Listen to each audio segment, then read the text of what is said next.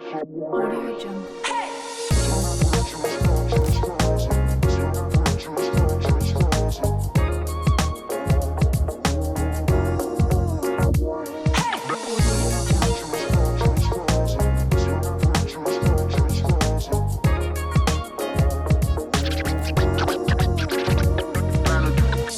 Jungle. Olá, estamos iniciando agora mais um episódio do nosso podcast. Eu me chamo Lívia Góes, sou acadêmica de psicologia do 10º período. Estou aqui com a nossa coordenadora do NOAP, Daniela, e hoje nós estamos aqui trazendo um tema muito importante e uma convidada muito especial para o nosso podcast. Tá? Estamos aqui com a Adriana, tá? Adriana, seja bem-vinda. Obrigada, Lívia. A Adriana, ela é formada em recursos humanos, né, Adriana? Isso. E tem especialização em psicologia organizacional, não é isso? Exatamente. Tá? Hoje nós estamos trazendo o tema empoderamento feminino. É um tema que tem uma importância enorme na nossa sociedade atual, né? E para a gente começar, gostaria de agradecer mais uma vez, Adriana, pela sua presença, por você ter aceitado o nosso convite. Gostaria de passar a palavra para a Adriana. Boa noite, Adriana, seja bem-vinda. Obrigada, boa noite, Daniela, Lívia.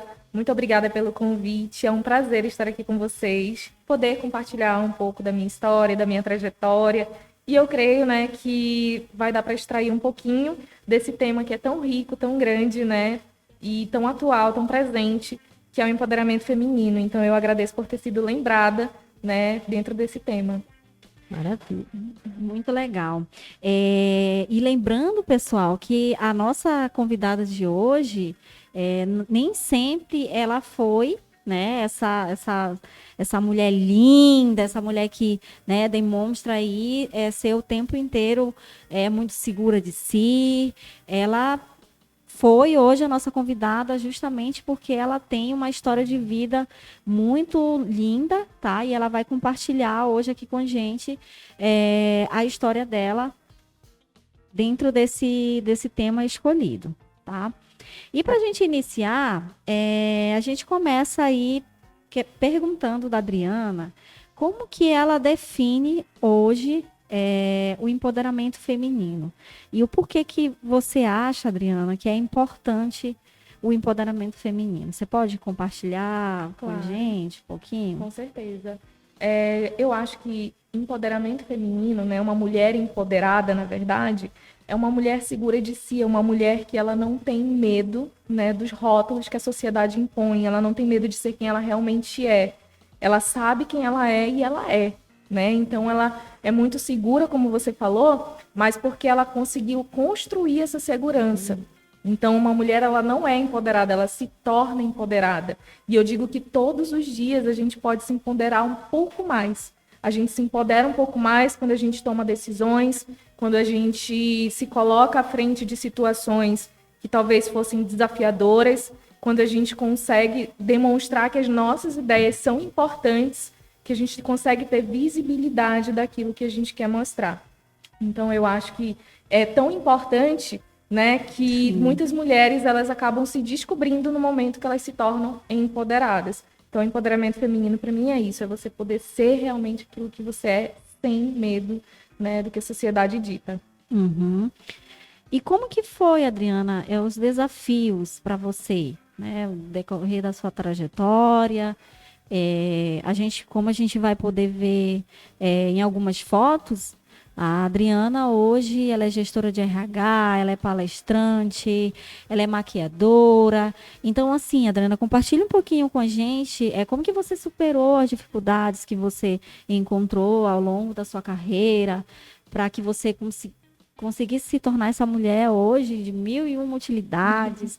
E esses desafios, como é que foram para você? Como você falou, né, a gente não nasce empoderada, né? A gente vai nem um pouco. se construindo aí ao longo da vida. E muitas vezes ao longo de uma vida com tropeços, com pedras. Exatamente. Então, como é que foi para ti? Então, né, eu volto lá na Adriana de 15 anos de idade, por exemplo, né? Eu comecei a minha carreira profissional aos 15 anos. Eu entrei no RH de paraquedas, né? Eu comecei como jovem aprendiz dentro do Recursos Humanos. Então, foi minha primeira experiência profissional. Eu estava no ensino médio, né? Eu cursava ensino médio na época no Cefet, hoje em FAM, né? E nessa época, eu lembro que eu tinha começado essa vida profissional ali, meio sem saber onde eu estava, o que eu estava fazendo, se eu ia gostar, se eu não ia, mas eu estava com muitas dúvidas na mente, né? O que eu vou escolher para fazer o vestibular, né? Qual curso eu vou escolher? Será que eu sigo nessa área que eu estou começando a atuar agora? E eu comecei a observar ao meu redor. Eu comecei a ver que as pessoas que trabalhavam no RH eram pessoas extremamente comunicativas, eram pessoas seguras, eram pessoas que tinham, assim, dominavam, tinham um conhecimento muito grande sobre comportamento humano, né, sobre a gestão de pessoas, que era totalmente distinto daquilo que eu vivia, né, na minha vida pessoal. Eu era extremamente tímida. Eu era uma pessoa que tinha medo de falar, de me expressar, medo do que as pessoas iam pensar se eu falasse, se elas iam rir do que eu falava. Eu sempre tive muito medo de me comunicar, né? Então, eu estava num lugar que era muito diferente da minha realidade atual naquele momento. Então, nem passou pela minha cabeça seguir carreira no RH. Eu pensei, não, aqui é só para ter uma primeira experiência profissional, exatamente, né? Apesar de eu admirar, mas eu falei, isso não é para mim. E aí eu comecei a procurar, mas o que eu vou fazer, né? E eu sabia que eu queria algumas coisas, mas eu pensava sempre, isso não vai agradar aos meus pais. Então, talvez eu acho que se eu disser que eu quero fazer isso, meus pais não vão gostar. Mas será que se eu passar no vestibular, num determinado curso, o que vai fazer meu pai ou minha mãe feliz? E naquele momento eu pensei, meu pai é professor, meu pai ele defende muito a vida acadêmica, meu pai vive a vida acadêmica, né? Ele é concursado, então era isso que ele sempre pregava, né? Faça uma faculdade, um concurso público e tudo mais, aquela carreira, né? Que vai sendo ditada ali ao longo da vida. E eu pensei, nossa, se eu escolher geografia, por exemplo, na UFAM, que é a faculdade que meu pai estudou, ele vai ficar super feliz. Nossa, vai ser a felicidade da vida dele. E aí eu estava pensando sempre para agradar alguém que era importante para mim naquele momento, mas sem pensar em mim. Porque, como eu disse, a minha voz ainda era muito oculta ali dentro, sabe? Essa voz não tinha se libertado ainda. E aí eu prestei o vestibular para geografia, entrei na UFAM, ingressei na UFAM, estudei por 2 anos na UFAM, e nesses 2 anos eu continuei no RH. Só que nesses 2 anos, algumas coisas começaram a fazer diferença na minha carreira. Por quê? Eu comecei a passar por situações que começaram a me desafiar. Eu comecei a passar por situações que meio que me obrigavam a me tornar um pouco mais comunicativa, a me desenvolver. Então, como eu precisei me desenvolver dentro da minha carreira, eu comecei a ver que era possível, né? Que eu podia sim ser aquela pessoa que tinha uma voz mais ativa, que eu podia sim ser aquela pessoa mais segura, que eu começava a dominar ali aquelas informações, né, de RH, de gestão de pessoas, e que eu vi que não era tão difícil quanto eu achava que era. E eu comecei a crescer. Né? Eu lembro que eu saí da empresa que eu era jovem aprendiz porque terminou meu contrato e eu tinha 16 anos. E na época disseram assim para mim, olha, infelizmente eu acho muito difícil você conseguir emprego, né, no RH tão agora, né? Eu acho melhor você primeiro estudar. Teu perfil. E porque eu era muito jovem ainda. Tá. Tinha só 16 anos. Sim. E porque eu ainda era muito contida. E eu lembro que essa frase, para mim, ela foi extremamente importante. Porque foi uma frase que me deu a entender que não, eu não posso dizer que eu não vou conseguir porque alguém me disse que eu não ia conseguir. Né? Mais uma vez alguém dizendo que eu não vou conseguir alguma coisa, mais uma vez será que eu vou ter que seguir um caminho que não é o caminho que eu quero seguir, quando finalmente eu acho que eu estou me encontrando em algo. E aí eu falei, não, eu vou conseguir. E eu comecei a distribuir currículo, né, e consegui me inserir numa outra empresa como auxiliar de RH. E aí foi quando eu comecei a ter mais contato, né, com os funcionários, a precisar falar mais. Eu era preposta, eu ficava sozinha com 50 funcionários em uma empresa do distrito. E foi quando ali o meu desenvolvimento começou a falar mais alto. E aí eu fui dali, né, eu vi que eu poderia mais. Eu vi uma outra oportunidade, me candidatei, fui aprovada. E conforme essas aprovações iam surgindo, eu dizia, realmente acho que isso aqui é para mim. E aí eu me vi no primeiro desafio, que foi trocar de faculdade. E eu não queria decepcionar o meu pai. Então, a primeira opção que eu tive foi de fazer faculdade escondido. Eu dizia que ia para o UFAM, mas eu ia para outra faculdade, fazer gestão de RH. Esse curso era novo. Foi o primeiro ano desse curso, né, de gestão de recursos humanos. E eu lembro que eu fiquei extremamente empolgada, porque aparentemente, né, era uma oportunidade de eu começar uma faculdade nova dentro dessa área, que estava ali, né, predominante. E eu falei, é a minha oportunidade. E eu fui fazer gestão de RH. E só 6 meses depois eu tive coragem de contar. Uau. E quando eu contei, para minha surpresa, não foi tão difícil quanto eu achei que seria, né? Eu achei que meu pai ia ficar muito bravo, muito chateado e tudo mais. E ele teve uma resposta que foi: é isso que você quer fazer? Então, pode fazer, né? Se você acha que esse é o caminho certo para você, vai seguir. E aí foi quando eu comecei a quebrar, né, aqueles limites que eu tinha na minha mente, que eu mesma tinha colocado. Eu né? ia dizer, né, no que o pai validando a tua escolha é um momento importante também, né? Totalmente, né? Então eu vi que realmente eram limites que eu mesma tinha construído e eu comecei a desconstruir. E foi quando eu comecei a realmente mergulhar naquilo que eu queria fazer, naquilo que eu gostava. Eu comecei a, dentro da faculdade, me tornar uma pessoa 100% ativa. Então, como eu já trabalhava na área e eu via muitas pessoas que não estavam ainda inseridas nesse mercado, eu comecei a tomar a frente, né, de organizar os trabalhos, de trazer temas e tudo mais. E foi quando eu comecei a aparecer, né? Então, foi quando eu também comecei a crescer profissionalmente, conquistar outros cargos, me tornei analista de RH. E quando eu terminei a faculdade, eu já tinha conseguido a minha primeira importante experiência profissional, que foi de gerente de RH em um hospital aqui de Manaus. E eu tinha 21 anos de idade. Então, eu era bem jovem, mas eu já tinha ali uma grande responsabilidade e muita experiência, porque desde os 15 anos eu já vinha ali galgando, né? E aí foi quando essa Adriana começou a ver que ela podia sim, ela podia falar o que ela pensava, ela podia ser o que ela queria. E foi quando eu comecei a descobrir, né, que todo esse poder já estava ali dentro, mas eu não enxergava ainda. E talvez muitas pessoas tinham enxergado, mas eu ainda não. E quando eu comecei a ver, aí pronto, aí nada mais me parou. Muito interessante a bagagem da Adriana, né? E assim, você falou aí, mencionou a respeito do seu pai. Acredito que não só ele, mas houve também no decorrer da sua carreira e da construção, houve outras pessoas também que tiveram esse impacto significativo, né, Adriana, na sua Como vida? é que foi a vida Com pessoal certeza. paralelo aí? Então, né? Dentro da minha vida pessoal, né, eu ainda tinha alguns limites que eu não enxergava. Eu tinha quebrado muitos limites profissionalmente, né, como eu contei. Profissionalmente, eu estava ali decolando, mas eu ainda não tinha entendido que em todas as áreas da minha vida eu podia descobrir o mesmo potencial. Então, mas eu não tinha descoberto. Então, no campo emocional, eu ainda era a Adriana que tentava agradar. Eu ainda era a Adriana que tentava seguir um padrão. Então, eu lembro que eu comecei a namorar na faculdade e esse namoro resultou num casamento, né? Eu casei aos 21 anos também, bem jovem, mas na época o meu casamento, assim, tanto por minha parte quanto pela parte do meu ex-marido, né? Que hoje ele é ex-marido e eu vou contar isso mais pra frente, era muito motivado pela liberdade que nós queríamos ter. Ambos vinham de famílias muito tradicionais, famílias em que a gente não tinha essa liberdade de sair, de se divertir, de tomar decisões, não, né? A gente sempre estava ali muito dentro de casa, né?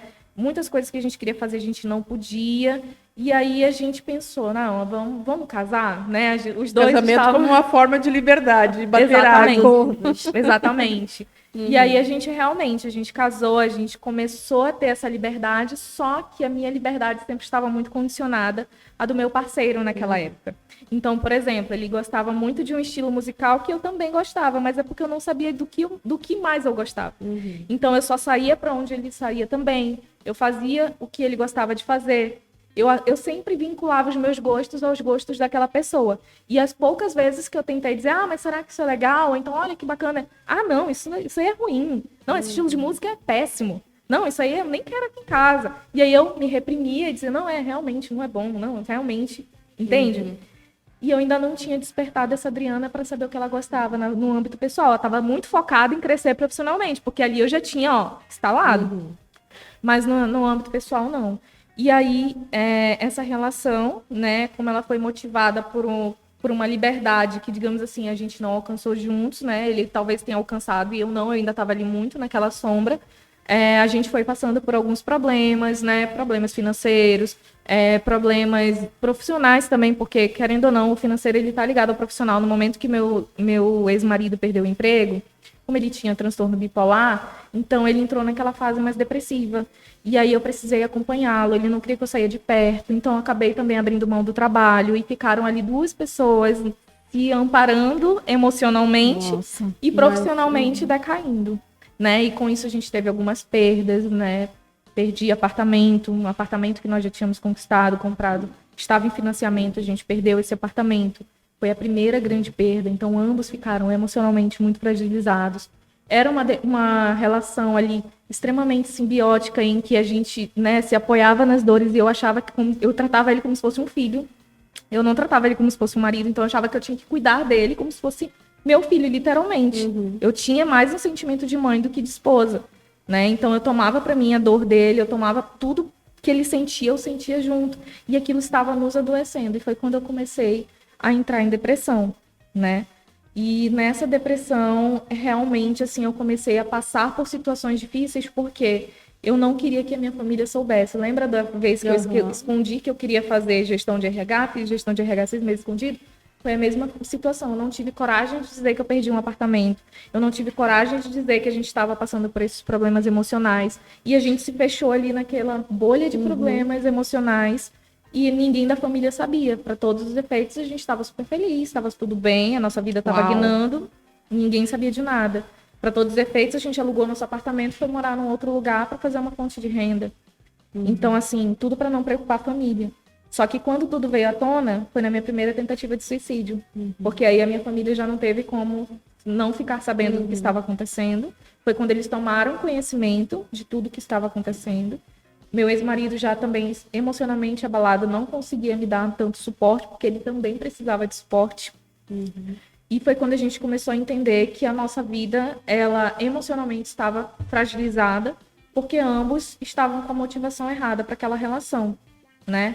E eu penso assim, né, Adriana, te ouvindo, esse senso de cuidadora normalmente vem acompanhado a não permissão de ser cuidada. Exatamente. E era exatamente isso. Eu não queria que ninguém se preocupasse comigo, eu não queria ser um peso para ninguém. E isso me trouxe essa depressão, né, muito profunda, porque eu achava que se a minha família soubesse da perda do apartamento, eles iam querer se envolver, fazer alguma coisa, e eu ia prejudicá-los, né? Então, realmente, acabava que eu estava ali só no modo cuidadora 100%, né, zero cuidado, e aí foi por isso que eu decaí tanto quanto ele, que já tinha ali uma síndrome, né, que já estava bem fragilizado, e eu que até então era o porto seguro da relação, a pessoa forte da relação, foi a que caiu e que realmente precisou de muito mais cuidados. E aí foi quando a minha família teve conhecimento, eles começaram a nos ajudar, e só que depois de um tempo a gente viu que aquela relação não tinha como continuar, foi um consenso, né, a gente viu que realmente não tinha uma parte forte da relação. Juntos a gente acabava realmente, né, meio que se afundando. A gente não tinha ali uma pessoa mais forte ou uma pessoa que conseguia levantar, não. Os dois se abraçavam e afundavam juntos, literalmente, né? Era aquela história do Titanic que não tinham que ficava aqui em cima, os dois se abraçavam e afundavam juntos, sabe?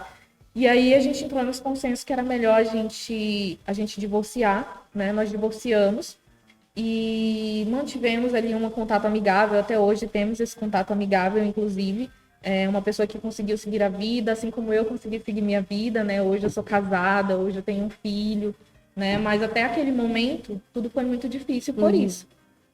Então, naquele momento, eu voltei para casa dos meus pais. Naquele momento, eu precisei recomeçar do zero. Naquele momento, eu entrei pelo INSS afastada pelo motivo da depressão, né? Eu estava empregada. Então, naquele momento, eu me vi sem saída, literalmente. Mas, né, depois de um tempo, com o apoio de amigos, né, inclusive o Said foi uma pessoa que muito me apoiou. Olha só, eu tô olhando o celular aqui porque vocês aí não enxergam os bastidores, mas ele tá assim, olha a mensagem, pergunta pra ela quem foi que te juntou com o teu atual marido. Sim. Calma, Said, vai chegar a tua vez. Chegar nessa fase. O Said, ele me deu muito apoio porque a gente vivia ali uma situação muito parecida naquele momento, né, assim, emocionalmente falando. E a gente sempre foi vizinho, né? Os nossos pais moram ali em casas grudadinhas.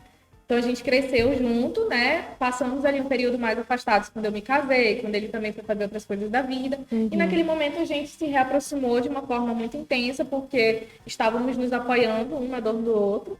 E foi quando ele começou a me incentivar, né? Não, amigas, né? Você pode, Nossa, você sempre fez grandes coisas. Antes, né, de tudo isso acontecer, foi quando eu passei pela fase de palestrante, né? Como ele fala, que tinham vários eventos em que eu realmente tomava frente, né? Tu palestrava na área de gestão de RH? Não, eu cheguei a palestrar muito na área de vendas diretas. Então, eu era convidada, né, para fazer esses eventos e era muito difícil mulheres no palco, né? Então, a maioria das mulheres, elas não se sentiam tão seguras de ir ao palco. Então, eu era convidada justamente porque naquele momento, por estar dentro da área de RH, por estar muito visível, né, naquele momento atual da minha vida, eu acabava sendo convidada para palestrar para vendas diretas. Então de 17 anos de nem falar. Se comunicar ali com a equipe para palco. Para palco de 1.400 pessoas, exatamente. Então, eu tive essa fase de palestrante e tudo mais, e o Said sempre vinha ressaltando, amiga, há um tempo atrás você estava palestrando para 1.000 e poucas pessoas, há um tempo atrás você estava ali, né, super atuante na área de RH, e nessa época eu queria desistir do RH, porque eu achava que eu estava tão depressiva que eu não tinha condições de manter a minha carreira como era antes, de voltar para o que era antes. Esse afastamento pelo INSS, ele me deixou muito fragilizada, porque eu achava que era como se eu tivesse parado ali. Não, aqui parou tudo, né? Aqui eu não tenho como voltar para o RH como era antes.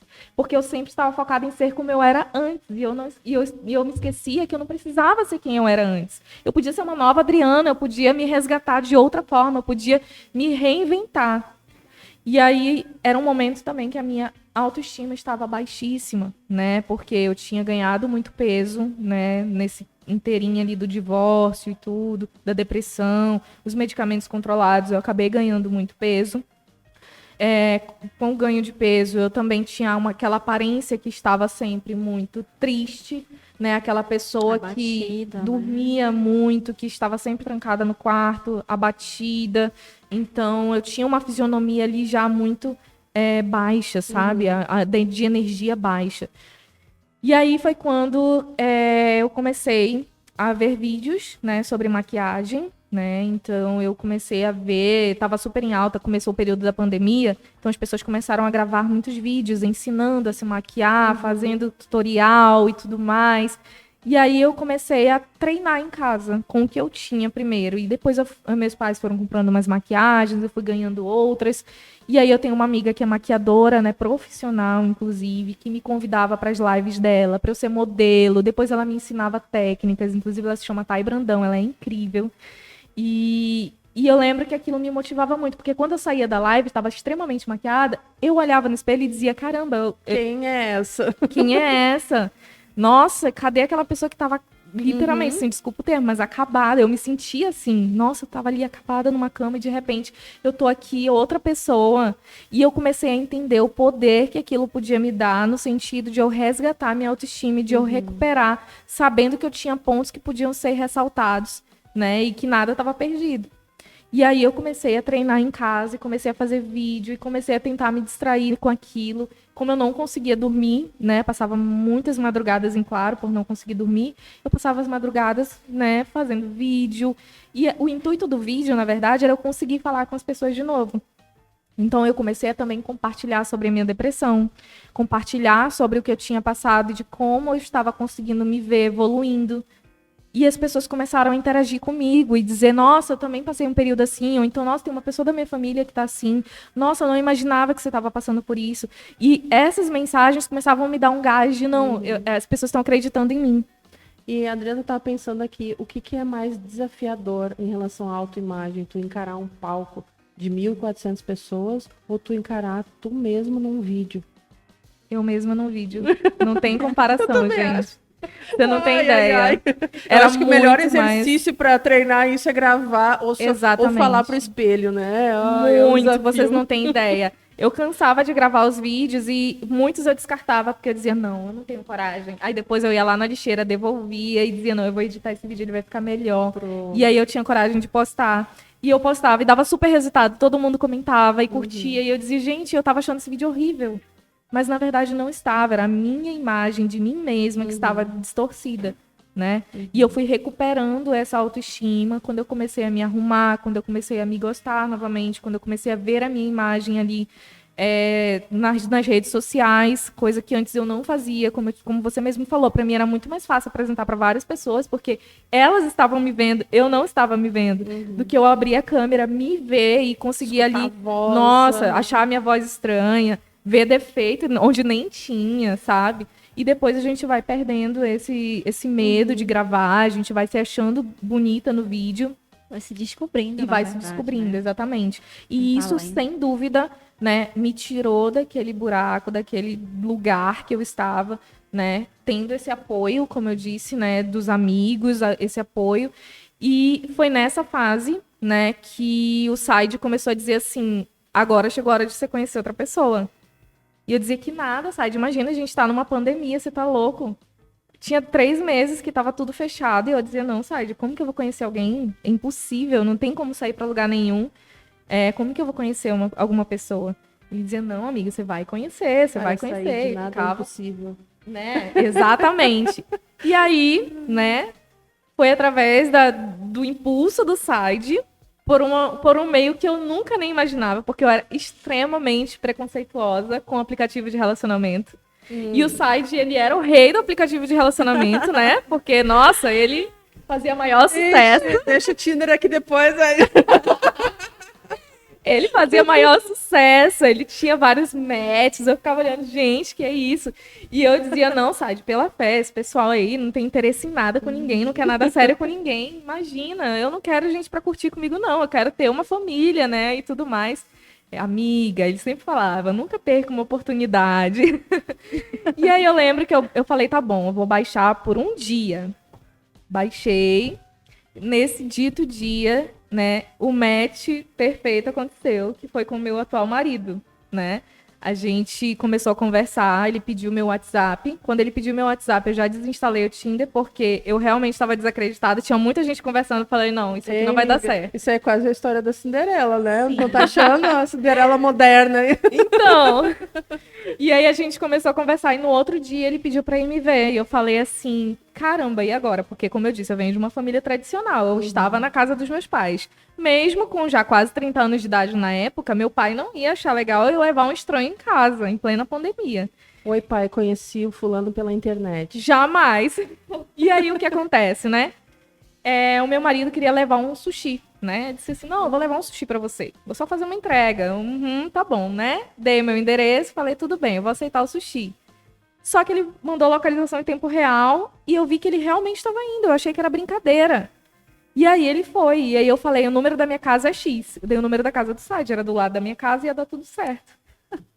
Olha isso. E foi onde tudo começou. Ele foi achando que o site era meu irmão. Exatamente.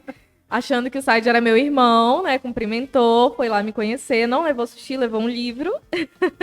O livro do Tony Robbins, que era um livro que ele viu que eu gostava de PNL. Surpresa! Aqui vai um conselho para todo mundo, hein? O mesmo que eu dei para essa grande mulher empoderada hoje, que já sofreu tanto, que literalmente comeu o pão que o diabo amassou. Meu Deus. Na sua vida, mas nunca perca uma oportunidade. Exatamente. Ou contrate serviços de saída. Exato! Cupido. Tá, propaganda depois. Consultorias com ele, tá? Sobre relacionamentos.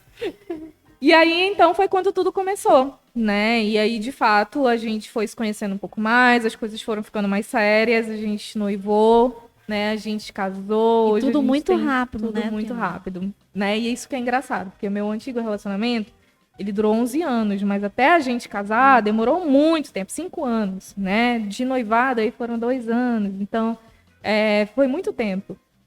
E com o meu atual marido, foi tudo muito rápido. Mas eu sempre digo que foi tudo muito rápido porque eram duas pessoas extremamente decididas. Eram duas pessoas que sabiam o que queriam. Eu encontrei nele alguém que eu podia ser eu mesma, literalmente. Alguém que eu podia trazer tudo que eu gostava e ele não fazia nenhuma crítica, porque ele gostava de mim pelas minhas características e não pelo que a gente tinha em comum. Tanto que a gente tem muita coisa diferente, eu e ele. E são as nossas diferenças que nos aproximaram. Foi de a gente aceitar a diferença do outro e conseguir enxergar beleza na diferença do outro. Coisa que antes pra mim era impossível, porque eu achava que eu só daria certo com alguém se a gente tivesse tudo igual. Sim. E muitas vezes não, eu nem tinha aquilo em comum, mas eu dizia que tinha porque eu achava que só ia dar certo assim. E com isso eu ia cada vez sendo menos eu. E hoje não, hoje eu tenho uma relação que é uma relação que cada um pode ter a sua identidade, cada um pode ter as suas, né, a sua personalidade, suas características, e a gente, né, encontra beleza em tudo isso. A gente também conversa muito para poder colocar essas diferenças, né, de uma maneira que elas não impactem tanto na nossa relação. Então foi uma relação para mim muito mais madura, né, que assim não foi perfeita. Eu digo que ela é totalmente longe da perfeição, porque é uma relação que a gente busca diariamente, né, que ela funcione, que ela dê certo. Então a gente teve que conversar muito, né? Porque são duas pessoas que vieram de relações anteriores. Ele também tinha tido um relacionamento anterior. Então nós tivemos que reprogramar muitos gatilhos de relações anteriores, né? E o mais engraçado de tudo isso é que foi tão diferente, né? Que antes de a gente casar, a gente olhou um pro outro e a gente falou, vamos fazer terapia de casal. Porque a gente tem que resolver tudo que a gente tem que resolver agora pra gente entrar num relacionamento bem saudável, de bem um com o outro. A gente fez 3 meses de terapia de casal até o nosso casamento, né? Então, assim, quando a gente casou muito ciente de quem nós éramos, né? E por isso as coisas foram mais rápidas. A gente estava preparado, né, pra nos tornarmos pais, né? Nós nos sentíamos prontos para isso. Nós conversamos sobre isso. Nosso filho veio num momento maravilhoso, né, do nosso casamento, e eu digo que ele nos amadurece cada vez mais, porque nunca vai existir um casamento que ele é pleno, que ele é um mar de rosas, mas existem duas pessoas focadas em que as coisas funcionem, que as coisas deem certo, que se respeitem, que não precisem elevar a voz, né, que consigam conversar. Então, hoje essa é a relação que eu tenho, né, uma relação que eu posso ser eu mesma. Eu não preciso mais me esconder. Sabe? Então, é isso. A relação Dá um filme. Qualquer relação, né, é baseada em vários acordos e vários novos acordos, né? Como tu falou, assim, a comunicação, claro, a base, mas novos acordos, porque, como tu falaste antes, a gente nunca vai ser como era. Ontem já passou. Cada dia a gente é uma diferente. Exatamente. Né? E é engraçado. E o outro também, o companheiro também, né? Exato. Então... Quando a gente se conheceu, eu e ele, eu ainda não tinha voltado para o mercado de trabalho, né? Eu tinha... Quando finalizou meu afastamento no INSS, eu tomei a decisão de... Não, eu vou, por 1 ano, só cuidar de mim, né? Então, foi 1 ano que eu me dediquei a fazer terapia, foi 1 ano que eu me dediquei a me reencontrar, foi 1 ano que eu me dediquei a digamos assim, me centrar novamente, né, do que eu realmente queria dentro do RH. Por quê? Eu sabia o que eu queria, mas eu ainda estava naquele mesmo modo de não acreditar que eu podia ser a Adriana de antes. E realmente, a Adriana de antes já não era mais a Adriana que eu queria ser, sabe? Eu decidi que dentro da minha área eu queria mudar de posição, eu queria trabalhar mais com desenvolvimento humano e organizacional. Então, para isso foi quando eu fiz a especialização. Então, dentro desse 1 ano, eu comecei a né? Comecei a pós-graduação, fui fazer psicologia organizacional, fui fazer alguns cursos de atualização da minha área, né? RH estratégico, business partner.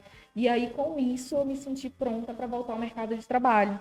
Então, hoje, eu trabalho numa empresa que eu amo de verdade, gente. Não é demagogia, não é por nada. É uma empresa que eu acredito nos valores dela. É uma empresa que ela acreditou em mim, porque é uma empresa que nunca teve RH. Então, é uma empresa que, quando ela me contratou para fazer esse trabalho do zero. Literalmente, ela confiou na minha bagagem, confiou no meu trabalho.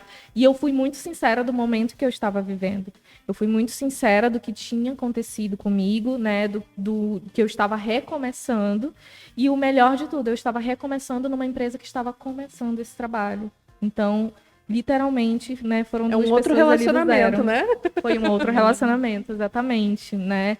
Já estava bem próximo do meu casamento, inclusive, né? Eu lembro que na época que eu fui contratada, faltavam 2 meses para o meu casamento, então eu já tive que dizer, olha, eu vou entrar na empresa, mas eu tenho um casamento daqui a 2 meses. Ele não, super tranquilo, sem problema nenhum. Então, assim, foi toda uma sinceridade, né, acerca do meu momento de vida e toda uma sinceridade por parte da empresa do momento que a empresa estava. E isso foi muito bom, né? Porque hoje eu já tenho 2 anos nessa empresa e a gente conseguiu construir muita coisa. E a gente ainda tem muito para fazer, sabe? Então, eu acho que tudo aconteceu realmente para eu mudar a minha visão de que eu não precisava voltar a ser quem eu era antes. Eu podia ser uma outra versão melhor, né? Ou uma versão diferente e que não ela não diminui a versão da Adriana de antigamente, sabe? Então eu gosto da versão da Adriana de hoje e eu não me culpo mais por não ser a Adriana de antes. E como a gente pôde ver, a Adriana, ela se reinventou não só nela como pessoal, ela teve que se reinventar também dentro de um relacionamento, né? Que hoje ela possui. Aí, pra gente finalizar, Adriana, eu gostaria que você deixasse uma mensagem para todas as mulheres, né, que enfrentam, que buscam esse empoderamento, que passam também por essas dificuldades. O que você poderia deixar como mensagem sobre esse tema? Certo, posso olhar aqui então para o meu público. Queria deixar a mensagem de que não importa o momento que você está vivendo agora, né? Uma frase que ficou muito clara para mim foi que a sua realidade presente não determina a sua realidade futura. Então, não importa se agora, nesse momento, você ainda não consegue despertar essa pessoa gigante que tem aí dentro de você, mas o que importa é que você não desista de tirar essa pessoa gigante daí. Em algum momento você vai conseguir isso, vai despertar, mas não desista disso. Seja aquela pessoa que você quer, independente do que a sociedade dita, independente do que você acha que as pessoas pensam sobre você, porque muitas das vezes são achismos nossos, né? As pessoas não pensam. E, principalmente, fique muito segura de que você é grande, de que você é capaz, de que você pode impactar muitas vidas com a sua história. Então, não é sobre nós, é sobre o que nós podemos fazer também pelas outras pessoas. Então, pensa nisso, né? Pensa no quanto você pode ajudar, em quantas pessoas você pode ajudar, o quanto você pode motivar. Então, essa é a minha mensagem. Eu amei, porque até tinha feito uma anotação aqui sobre empoderamento tóxico, porque muitas vezes quando a gente fala de empoderamento feminino, vem um discurso de orgulho, de soberba. Não Exato. esperava isso de ti, obviamente, né? Mas às vezes vem isso no discurso, assim, até pela história dolorida da pessoa, da mulher, né? Mas essa frase que tu falou agora, assim, né, de o quanto a gente impacta na vida das pessoas, né? Então, tu contou a tua história e tu contou também como tu tá auxiliando pessoas para chegar até aí, né? Exatamente. Eu acho isso fantástico, muito bom, adorei. Exatamente. Eu acho que o poder que a gente tem, o maior poder que a gente tem é de levantar outras pessoas, né? De mulheres levantarem outras mulheres. Isso. E eu acho que a gente precisa cada vez mais, né? Eu acho que quantas vezes a gente também se levantou por conta da história de alguém, por conta do exemplo de alguém, né? Então acho que a gente pode devolver isso cada vez mais para a sociedade, para o universo. Isso. E quebrar esse tabu, né? Porque hoje as pessoas falam de empoderamento, já surge N coisas que muitas vezes não tem nada a ver, né? Então, assim, tudo que a Adriana trouxe pra gente, a gente pode agarrar isso também como uma forma de quebrar, né? Sabe que nem sempre o empoderamento, essa palavra tem, né, tantas coisas a interpretar, muitas vezes ela é interpretada de maneira, justamente como a Dani falou. Não vem acompanhado de puxar o tapete de ninguém. Eu acho que é por aí. Né? Exatamente. E além de tudo que a Adriana trouxe pra gente, recentemente, né, Adriana, você descobriu, né, um diagnóstico, Exatamente. né? Você pode compartilhar um pouquinho com a Posso, gente? inclusive eu acho que é o momento correto, porque nós estamos dentro do Maio Verde. O Maio Verde, ele é o mês de conscientização da doença celíaca. E esse foi o diagnóstico que eu tive há 3 anos atrás. Eu tive esse diagnóstico numa surpresa muito grande, né? Mas porque eu já tenho vários sintomas desde a infância. A doença celíaca é uma doença genética, tá? Ela é uma doença que ela se desenvolve quando você tem esses genes, né, já ali predominantes, então ela pode se desenvolver. E ela se desenvolveu comigo desde a infância, mas os sintomas da doença celíaca, apesar de ser uma doença que se concentra no intestino, eles são sintomas sistemáticos. Então, você pode, inclusive, muitas pessoas sofrem com depressão, sofrem com essa parte, sabe, de você ficar com muita fadiga, de você não conseguir levantar, ter sono extremo, cansaço. Tudo está relacionado também, são sintomas. Sintomas que eu tinha e que eu não conseguia vincular, né, à doença celíaca, porque eu nem sabia da existência dela.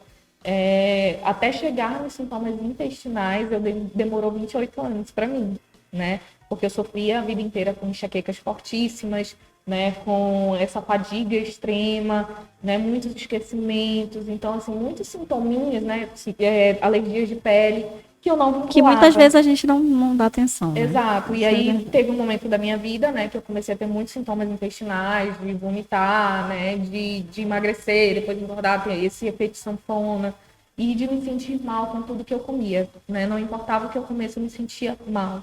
E aí eu tive esse diagnóstico, né, depois de muitos exames, e descobri que naquele momento eu achei que eu iria viver dentro de uma bolha, porque o celíaco, ele não pode ter absolutamente nenhum contato com o glúten, mas não é só o alimento em si. Não pode haver nenhum tipo de contaminação cruzada. Então, por exemplo, hoje vocês me presentearam com uma xícara, né? Eu adorei, inclusive, obrigada.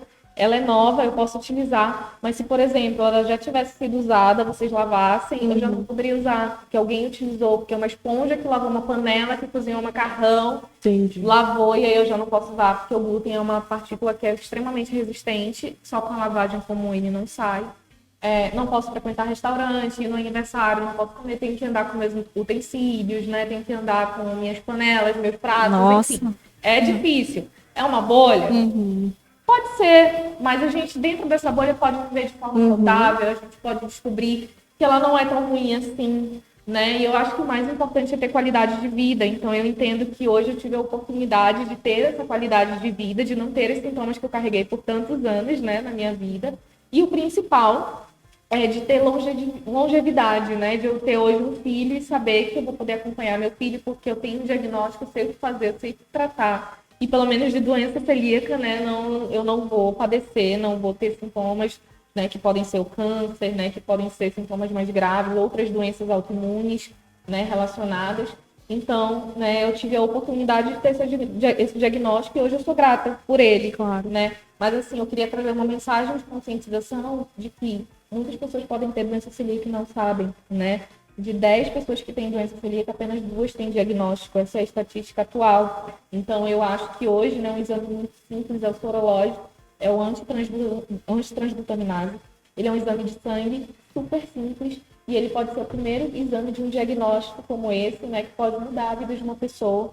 Tem impactos, né, difíceis, mas tem principalmente impactos muito positivos, que é a saúde em si. Claro. Né? E hoje você tem levantado essa bandeira, né? Recentemente nós fizemos uma passeata, né, na Ponta Negra, teve campanha no Teatro Amazonas, e eu abordo muito esse tema no meu Instagram, inclusive quem quiser seguir meu Instagram, ele é o @dri_Simões, tá? Tudo ali juntinho. E lá eu tenho vários destaques que eu conto sobre o meu diagnóstico, eu tenho ali vários destaques ensinando como eu aprendi a conviver, os produtos que eu compro, o que eu utilizo, como eu consegui deixar minha vida mais simples pós-diagnóstico. Então, né, eu tenho compartilhado bastante e é a minha realidade atual também. Muito bem. E nós vamos encerrar nesse momento, infelizmente. E gostaria de agradecer mais uma vez pela sua participação, Adriana. Nossa, eu que agradeço, né, esse espaço em que eu pude compartilhar um pouquinho da minha história com vocês. Agradeço a oportunidade, né, e sempre que precisarem, podem me chamar, com certeza eu estarei aqui. A gente costuma terminar dando com um brinde nas nossas canequinhas aqui, então Que legal. a gente faz um brinde. Adorei a minha caneca. Foi maravilhoso, gente. Obrigada mais uma vez. Um prazer conhecê-las. Muito obrigada, Adriana. Obrigada a todos. Continuem seguindo o nosso canal, curtem, compartilhem os nossos vídeos e a gente vai continuar aí trazendo os novos temas como estes. E a gente conta aí com a interação da galera e com os compartilhamentos dos nossos temas. Muito obrigada, pessoal. Obrigada, Tchau, gente. Até a Tchau, tchau. próxima. Tchau. Audio Jungle.